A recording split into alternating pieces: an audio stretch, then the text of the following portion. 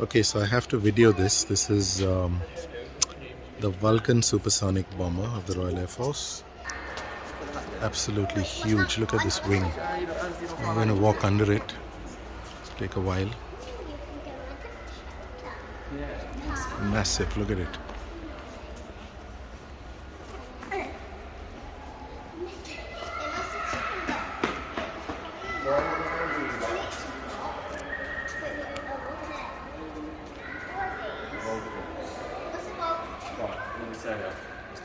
Vulcan's second real air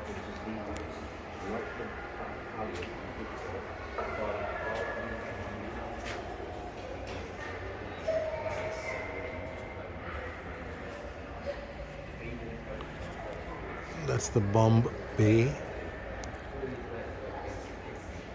I guess it can carry a lot of bombs. So, yeah. Interesting undercarriage. That's 2 to 4, 8 wheels. As you can see, the wing stretches up to the end. It's pretty large. And some German aircraft here. I think this is the Arado AR-234. That's a B-17.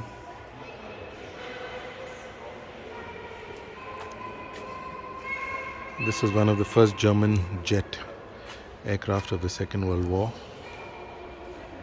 Yeah, back to the Vulcan. That's the rear end, 4 engines.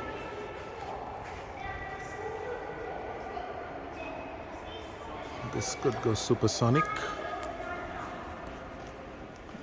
Absolutely huge aircraft. Look at it, it's massive.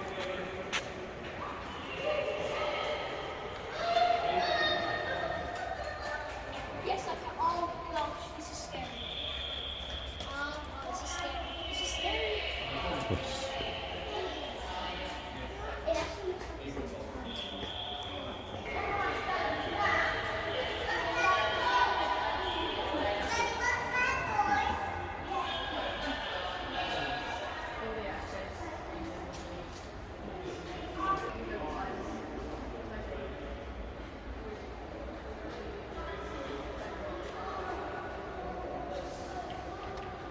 That's the front of a Victor. Only the nose section. But this is something else.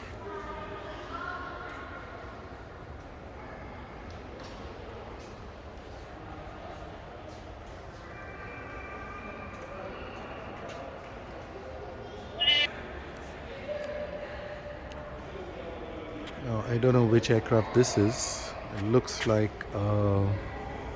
something which would drop a torpedo, but let's have a look. Westland Lysander. Secret agents to and from occupied France. Oh no, it's not a torpedo. Oh, that's a long-range fuel tank. How interesting. But there we are. Another view of the Vulcan. What a monster of a bomber. Lovely aircraft. And we have the B-17 over here.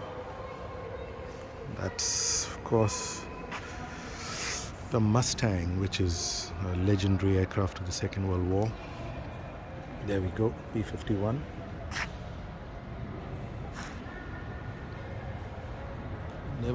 Never did service with the Royal Air Force, but of course with the American Air Force, US.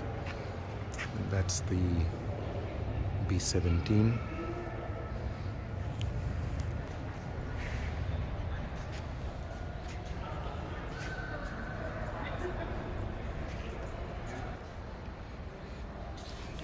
This aircraft admittedly is not so familiar to me.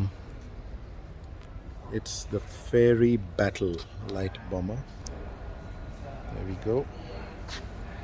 But what we have next is one of the most iconic aircraft of Second World War, the Avro Lancaster. Here we go, sorry. That's the Lancaster. Again, a very large bomber for its time, 4 engines, carry a lot of bombs and beat the shit out of the Germans.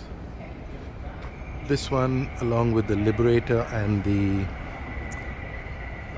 Flying Fortress, the Super Fortress as well, were instrumental to bombing Germany into submission in the Second World War. Here we have a Messerschmitt ME-110, which I believe was a night bomber. Let's see what the placard says about it. It's got some interesting contraption in the front, which I'm assuming it's some kind of radar. Let's see. That's the engine, which twin engine, of course, which doesn't say. Yeah, Messerschmitt Bf-110, night fighter, Germany, 1944. Radar carrying night fighter. Yes, that was a radar. Two 1475 HP Daimler-Benz V12 liquid cooled engines. That's the one, Daimler-Benz. Nice and interesting camouflage scheme as well.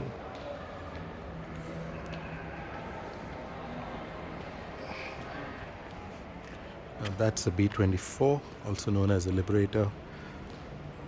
Apparently was gifted by the Indian Air Force to the Royal Air Force for this museum. Interestingly has this blue kind of roundel. I'm not very sure whether this was the one used by the Indian Air Force in those days. Could well be.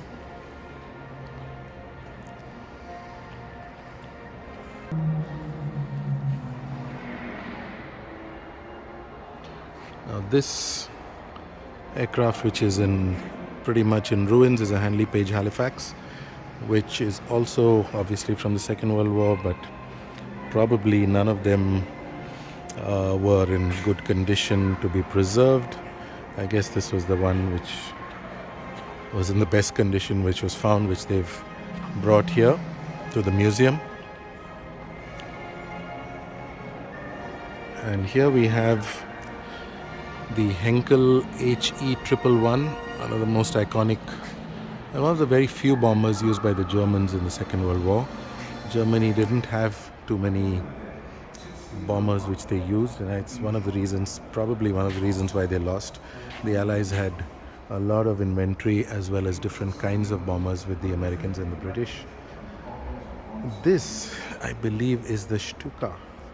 Now the Stuka was notorious and famous, feared for dive bombing Allied troops and tanks. The Second World War, one of the most successful aircraft by the Germans. The Junkers Ju-87, also known as the Stuka. Lovely. Look at it.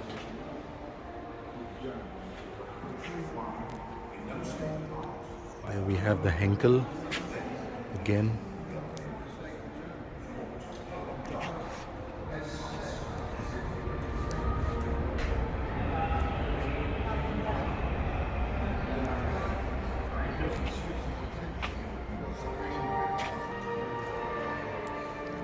Here we have the Bristol Blenheim,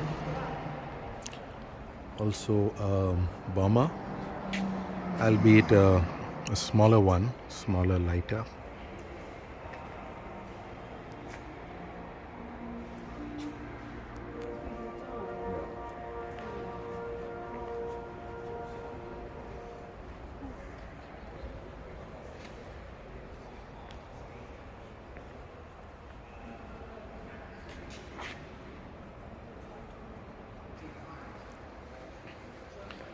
And back to the Lancaster, and that ends this walkthrough of the bomber section at the Royal Air Force Museum in Hendon, Colindale, London. Today is the 28th of July 2022, and signing off.